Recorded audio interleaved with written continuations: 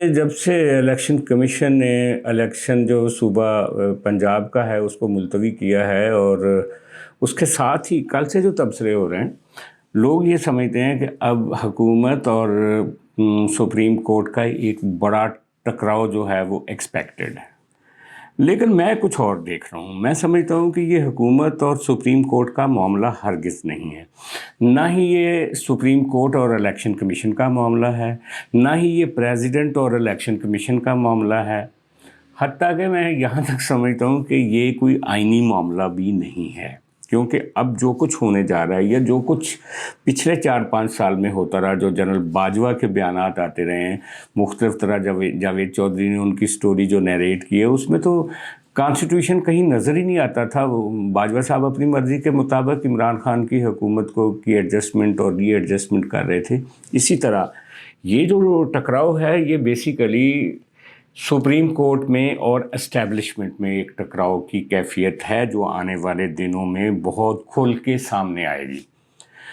बाज़ लोगों का ये ख्याल है कि शायद एस्टेब्लिशमेंट ने जो वीडियोज़ ऑडियोज़ चीफ़ जस्टिस साहब को पहले भेजनी थी, जो उनके टेबल पे मौजूद थी, जिनमें चीफ़ जस्टिस साहब इमरान खान से गुफ्तगू कर रहे थे, चीफ़ जस्टिस साहब जो हैं साकिब निसार से गुफ्तगू कर रहे थे, चीफ़ जस्टिस साहब अपने एक कुलीग जज से गुफ्तगू कर रहे थे, और इन सारी कन्वर्सेशन में वो इमरान खान को रिलीफ देने की और इमरान खान को बैक करने की बात कर रहे थे चीफ़ जस्टिस साहब।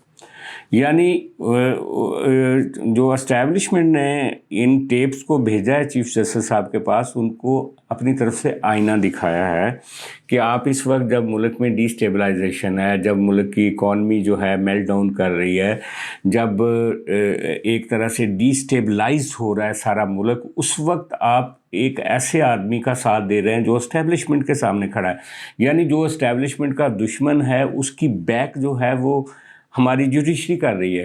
अच्छा, मोहम्मद खान भट्टी की जो गुफ्तगू है वो भी इसको सारे मामले को सपोर्ट कर रही है, और इस मौके पे मोहम्मद खान भट्टी की वीडियो का आने का मतलब ही ये था कि वो जो बैकड्रॉप एस्टैब्लिशमेंट एक सेट करना चाहती थी, एक बनाना चाह रही थी कि किस तरह से हमारी जुडिशरी हैंडल हो रही है पीटीआई के ज़रिए, वो भी उन्होंने वाज़ेह कर दिया। सो अब जो लड़ाई होगी, अगर फ़र्ज़ करो कोई XYZ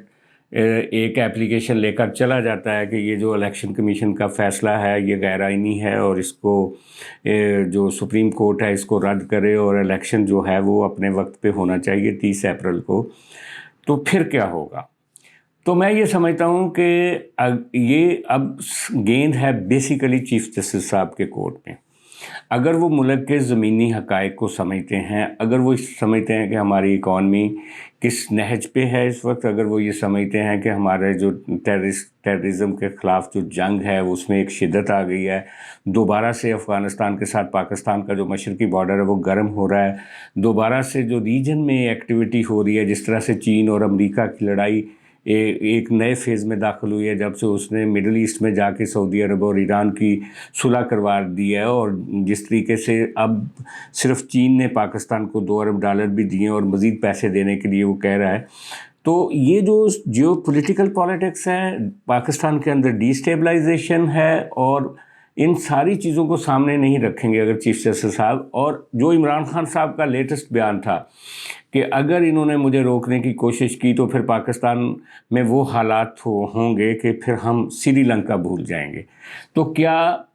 ये इन सारी चीज़ों को क्या चीफ़ जस्टिस साहब इंडोर्स करते हुए, इलेक्शन कमीशन के फ़ैसले को रद्द करते हुए, अब वो मदाखलत उस तरह की करेंगे जिसका बयान उन्होंने चीफ़ जस्टिस साहब ने 2 दिन पहले एक हीयरिंग के दौरान दिया था? असल सवाल ये है। और अगर चीफ़ जस्टिस साहब ऐसा करेंगे तो फिर चीफ़ जस्टिस साहब को रोकने के लिए एस्टैब्लिशमेंट के पास कौन कौन सा हथियार होगा, और ये लड़ाई अगले फेज़ में कैसे दाखिल होगी, ये एक बड़ा इंटरेस्टिंग राउंड होगा।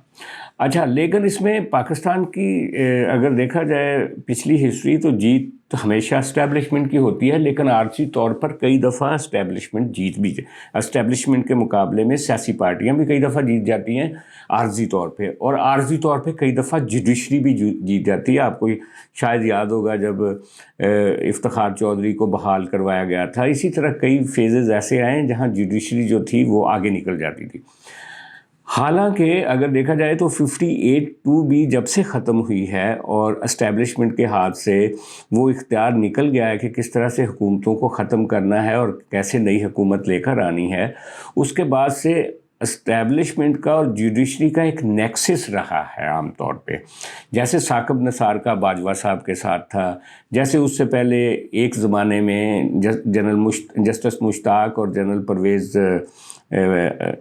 پرویز مشرف کا تھا، جیسے ایک زمانے میں جنرل پرویز کے ساتھ جسٹس ڈوگر کا تھا۔ تو بیسیکلی یہ جو اسٹیبلشمنٹ اور عدلیہ یہ مل کے کھیلتے ہیں، جیسے گلزار، چیف جسٹس گلزار کا باجوہ صاحب کے ساتھ تھا جو ریسنٹ چیف جسٹس پچھلے گئے ہیں، اور خود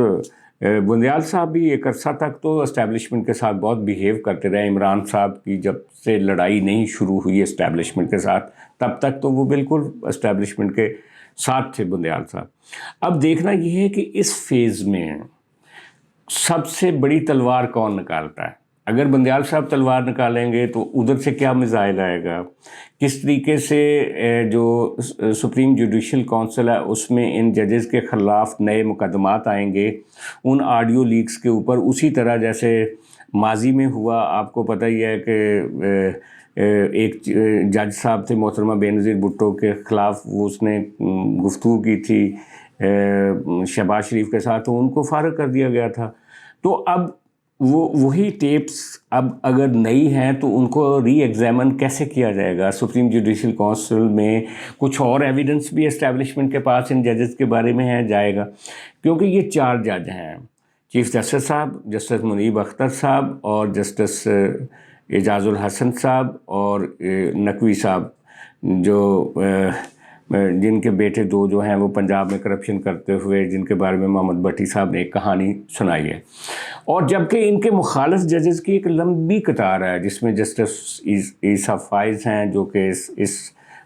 سپٹمبر میں نئے چیف جسٹس بنیں گے بندیال صاحب کے جانے کے بعد، سردار طارق ہیں، اس کے بعد آفریدی صاحب ہیں، اس طرح کئی ججز، جسٹس اطہر من اللہ ہیں، جسٹس منصور شاہ ہیں، جو کہ چیف جسٹس صاحب کے رویے کے بارے میں اور خاص طور پہ یہ جو اسمبلیوں کا الیکشن کروانے کے حوالے سے جو کیس تھا اس پر انہوں نے تنقید کی تھی۔ تو کیا اسٹیبلشمنٹ پھر جوڈیشری کو تقسیم کرے گی جیسے ماضی میں کرتی رہی ہے؟ اور سپریم جوڈیشل کونسل میں چیف جسٹس صاحب کے خلاف پہلے بھی ایک فیصلہ آ چکا ہے، جب وہ اپنی مرضی کے ججز لگانا چاہتے تھے تو وہ نہیں لگا سکے تھے۔ تو یہ لڑائی کا راؤنڈ کہاں تک جائے گا؟ آپ کو یہ بھی یاد ہوگا کہ سجاد علی شاہ کے خلاف کوئٹہ ہائی کورٹ نے ایک فیصلہ دیا تھا جس کے بعد سجاد شاہ صاحب کی چھٹی ہو گئی تھی، تو جسٹس بندیال کے خلاف کسی بھی ہائی کورٹ کو بھی مینیج کیا جا سکتا ہے۔ سو اس طرح کی کئی چیزیں ہو سکتی ہیں۔ اب لڑائی جو ہے اگر ہوگی تو وہ عمران خان کی اسٹیبلشمنٹ کے خلاف لڑائی نہیں ہوگی یا عمران خان کی حکومت کے خلاف۔ اب جو لڑائی ہے وہ چیف جسٹس صاحب کی اور اسٹیبلشمنٹ کی ہوگی۔ اگر نہ ہوئی تو سمجھیں صلح ہو گئی ہے اور اکتوبر تک الیکشن چلے گئے ہیں، یہ ملک کے لیے اچھا ہوگا،